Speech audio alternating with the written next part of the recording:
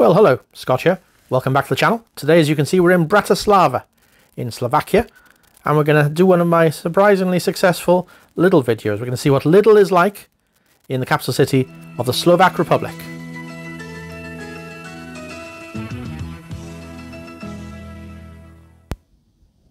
And the first thing to notice as we walk in is a coffee machine there on the right hand side and a lovely picture of Bratislava there on the right hand side where the trolleys are kept.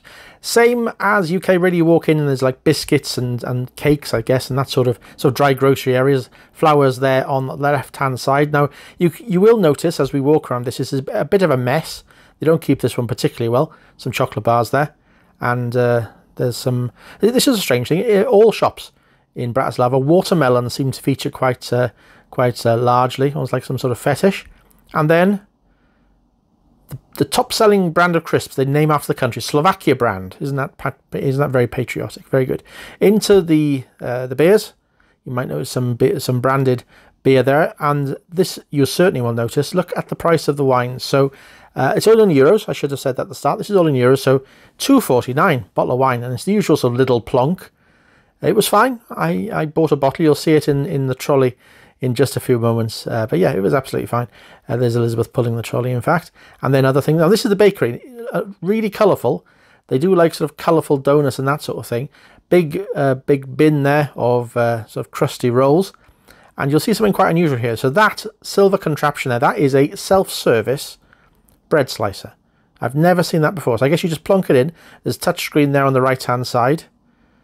And yeah, you can just buy your loaf and then pop it in and get it sliced. I bet that can be carnage. And I was that taken. I went back and had another look, and there it is, touch screen there on the right hand side, as you can see. Imagine the mayhem that would be in the UK. We'd be slicing everything, ham, cheese. There's nothing we wouldn't try and slice in there. It would be absolute carnage anyway. Meats there, milk on the left. Now, have you noticed that when you're in European stores, milk just seems like a bit of an afterthought? In the UK, it's massive shelves full of milk. Really quite the opposite in Europe. Sliced meats and cheeses, something that Lidl does very well at, I think. Similar sort of brands as you see in the UK there. Oh, I say brands. The Lidl brands, inverted commas. More milk there. Just like a corner of a fridge, isn't it? You know, Morrison's has meters and meters and meters of it, doesn't it? So what's that? That looks like butters and yogurts there on the left, I think. Butter and margarines there. And then, as a mess everywhere. Look at the cardboard there, just thrown everywhere. Elizabeth does like a yogurt on holiday, and she probably bought a couple there. She always insists I carry a spoon in my rucksack. There's my wine you can see going around. I think it was Malbec I bought. Mess everywhere. They're waiting to fill. And what are we doing now? I think we're moving over slowly but surely to middle of Lidl in just a moment. I don't know what that is. Anyway, yeah, middle of Lidl there, and the usual sort of small electricals, clothing, that sort of thing. Now you'll notice that there's paper goods and non-food items are then strewn everywhere over this sort of next half of the shop. Absolutely everywhere. There's no organisation at all really. I think what's that? That's sort of a bit of clothing. Again, a bit of a mess, isn't it? I mean, Lidl, wherever you go, is a mess. Big kitchen roll there. You'll see loads of different areas where they have big kitchen roll. Now the reason I did that is because I have that exact same shower gel in my bathroom at home, and it's a lovely fresh fruity aroma. Air fryer, and didn't really see the price. What's that? 29 euros.